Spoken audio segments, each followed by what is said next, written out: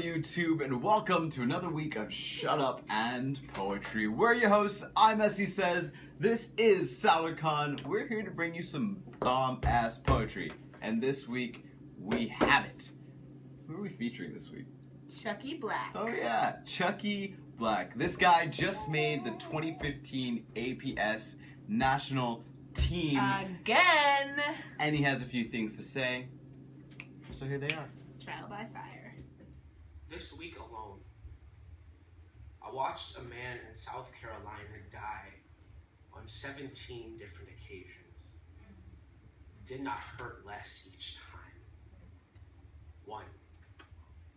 I watched a video in which NYPD officers turned a grown man into a whisper and asked if he could die a little quieter. 2. When we set fire to the cages you built, because our bodies can no longer handle being a furnace, you will shudder. This is self-immolation. Every time I see a black man, or a black woman, or a black person's fire go out, I lose a little shimmer. 3. I watch a video in which a black boy lays slain on the corner of brute force and apathy. I watch a concrete make a mortuary of his bones. I watched the blood leave his body like it knew it was unwelcomed here. I watched his mother lose her tomorrow. I watched tomorrow become yesterday, and soon enough, yesterday will be forgotten for. There's a place where lost boys go to lose their names.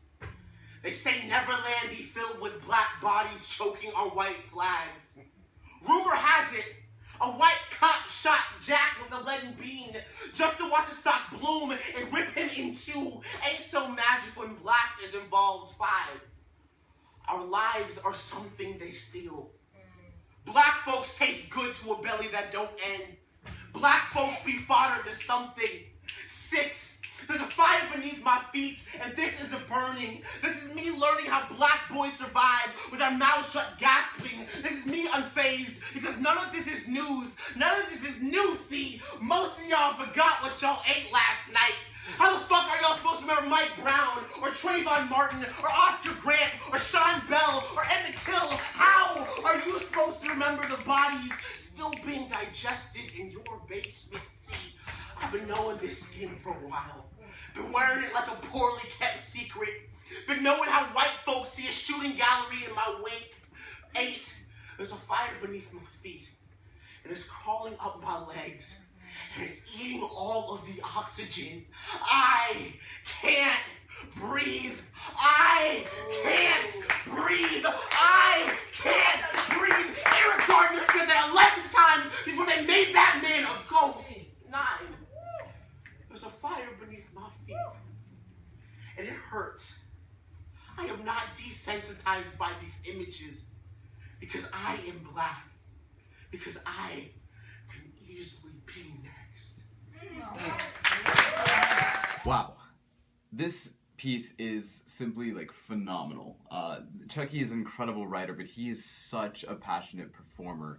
Like every single line in this poem hits, you know, every, like, all of the from 1 to 9, you're like pretty much enthralled with everything he says.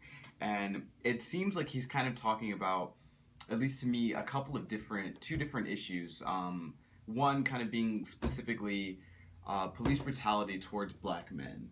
But then also he talks about, or he makes kind of these references of like watching these videos like 17 different times, 9 different times.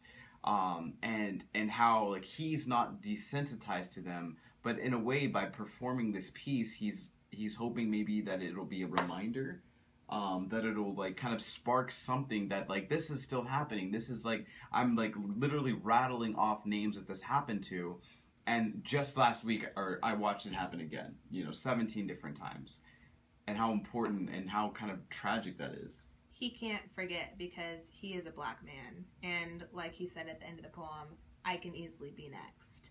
So yeah, I mean, I think that what he's saying is important, because one of the other lines in the poem was, you can't even remember what you ate for dinner last night. Yeah. How am I supposed to expect you to remember what happened to all of these people? But what I think is interesting that is happening right now is it's getting more media attention, this problem, as we've seen. And so people are constantly being reminded of it, or I feel like I am. So yeah, part of it is what is it going to take for you to remember us? It's so easy to forget about a black person, like, because we don't treat them as human. Yeah.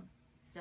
And I'm also kind of curious, because the way that this poem is written is kind of like almost formulaic, and like that, like the listing of the numbers, and the way that these instances and these events have kind of like unfolded, especially after Ferguson, is they have like this kind of like formula they follow of where like the event happened, and then someone posts about it on Facebook, and then more people post about it on Facebook, and then suddenly it's like now it's an issue after so many views, the video has so many views, and then like because it's an issue, like Congress has to get involved, or like there has to be a Supreme Court decision made about it, but only after it gets like so many views. Like there's like this like formula it that only society matters yeah, exactly, it only matters attention. if enough people pay attention. And like this stuff has been happening for decades, and yet now like we have like social media, and in some ways a lot of people would argue that this helps. Social media brings awareness to the issue, whereas before maybe it wasn't like as widely known. But also I think Chucky like brings up a really valid point. He's not desensitized because he's a black man. And like I can definitely relate to that. Like I see this and I still get like fearful and afraid, but I also wonder how many people this is like flooding so many people's Facebook feeds. How many people are getting desensitized by like they're like, oh not again, here's this video for the 15th time, I already watched it once, why do I need to watch it again? Like it just like it can be, if you like, I don't know, if you eat the same food like over and over again, eventually you get tired of it. Like this stuff will start to wear on people. And is social media helping when it becomes like prominent, like when it's in your face everywhere you go, or is it just kind of desensitizing you to the real issue that's happening here? So this whole poem is a phenomenal, like beautiful artwork, and I think it talks about something that's really, really important that people need to hear. So very, very grateful for Chucky's poem. If you want more information, please follow him, check him out. We'll have more information on how to get in touch and follow his poetry and his work in the description section below. But let us know what you thought of his poem in the comment section below. Don't forget to subscribe, and then poets, send us your poems to shutupandpoetry@gmail.com so we can feature you on a future episode. And stay tuned, we will be back next week with a new awesome poet. Later. Bye. Later. Shut up. In poetry.